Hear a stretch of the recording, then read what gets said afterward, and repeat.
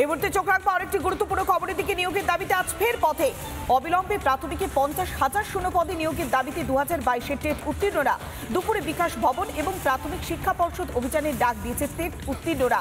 50,000 যে শূন্যপদ রয়েছে সেই শূন্যপদে অবিলম্বে নিয়োগ করতে হবে। সেই নিয়োগের দাবিতে 2022-এর টেট উত্তীর্ণরা তারা পথে নেমেছে। দুপুরে বিকাশ ভবন এবং প্রাথমিক শিক্ষা পর্ষদ অভিযানের ডাক দিয়েছে টেট উত্তীর্ণরা।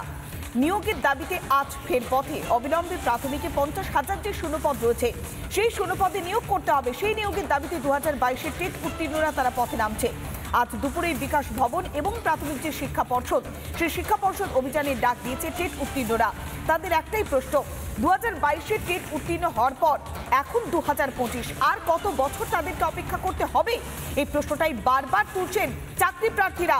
নিয়োগের দাবিতে ফের পথে নামছেন তারা। আজ দুপুরে বিকাশ ভবন এবং প্রাথমিক শিক্ষা পর্ষদ অভিযানের ডাক দিয়েছে টেট উত্তীর্ণরা। অন্যদিকে এর পাশাপাশি আরও একটি ব্রেকিং নিউজের দিকে আমাদের নজর রাখতেই হচ্ছে। প্রাথমিক উচ্চ প্রাথমিকে ফল প্রকাশের দাবি। প্রাথমিক এবং উচ্চ প্রাথমিকে ফল প্রকাশের দাবি।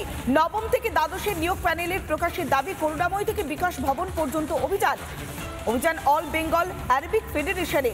পাশাপাশি প্রাথমিক আর উচ্চ প্রাথমিকে ফল প্রকাশ করতে হবে এই দাবি করা হচ্ছে। নবম থেকে দ্বাদশের নিয়োগের প্যানেল প্রকাশের দাবি জানানো হচ্ছে।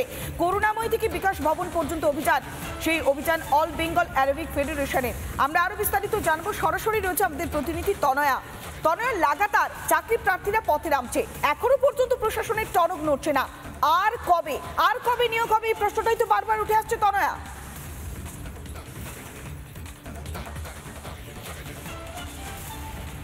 দেখো প্রথমে 2021 থেকে শুরু করে 22, 23, 24, 25 আরও একটা পুজো চলে আসলো, কিন্তু এখনো পর্যন্ত নিয়োগপত্র কিন্তু এরা কেউ হাতে পাননি, যে কারণে আরও একবার তাদেরকে পথে নামতে হয়েছে। এবং স্পষ্টত তারা বলছেন যে প্রাথমিক 2023-এ যে পরীক্ষা হয়েছে সেই প্রাইমারির আপার এবং প্রাইমারি ফল প্রকাশ নবম থেকে দ্বাদশ শ্রেণী নিয়োগের যে প্যানেল সেই প্যানেল প্রকাশ করতে হবে।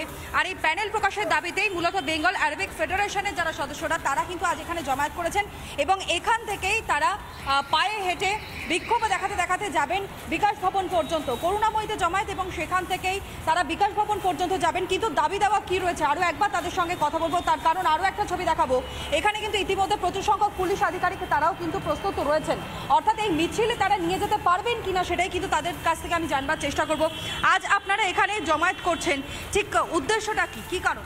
আমরা হলাম 2023 সালের মাদ্রাসা সার্ভিস কমিশনের সপ্তম এসএলএসটির টেট উত্তীর্ণ ক্যান্ডিডেট। দীর্ঘ 2টি বছর অতিবাহিত হয়ে গেছে। কমিশন বিভিন্নভাবে বিলম্বিত করছে, আমাদের ইন্টারভিউর জন্য ডাকছে না, আর ফলাফল প্রকাশ করছে না, বা 11-12-এর যে ইন্টারভিউ হয়ে গেছে তাদেরকেও মানে সিলেকশনের জন্য তাদেরকে ডাকছে না বা কোনো নোটিশ দিচ্ছেন না।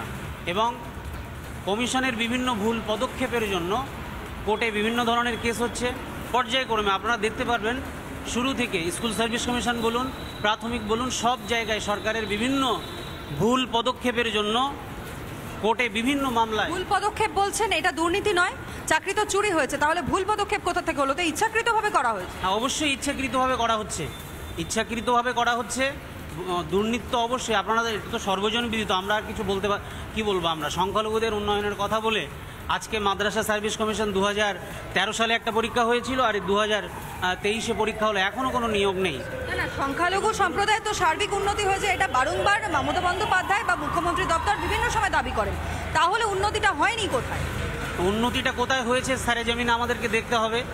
আজকে দেখুন সংখ্যালঘু সমাজের, যুব সমাজের শিক্ষিত ছেলেরা আজকে কেন আমরা রাজপথে? আমাদের তো থাকার কথা স্কুলে, আমাদের তো থাকার কথা মাদ্রাসাতে, ক্লাসরুমে, শিক্ষার্থীদের সামনে।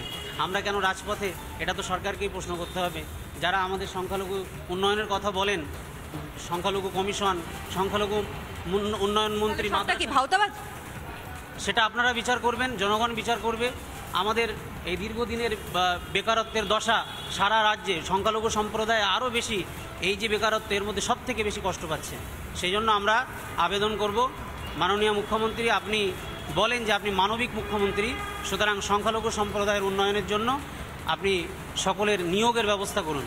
আচ্ছা, আজকে তো আপনারা যাচ্ছেন এবং আপনারা ডেপুটেশনও জমা দেবেন, কি মনে হচ্ছে যে পুজোর আগে নিয়োগপত্র ফল প্রকাশ যেই দাবিগুলো আপনারা রাখছেন সেই দাবি পূর্ণ হবে? এটা আমাদের যতটা সম্ভব আমরা তো চেষ্টা করছি, এবার দেখা যাক সরকার কি করে। এবার আমরা দীর্ঘ বঞ্চনার মধ্যে রয়েছি।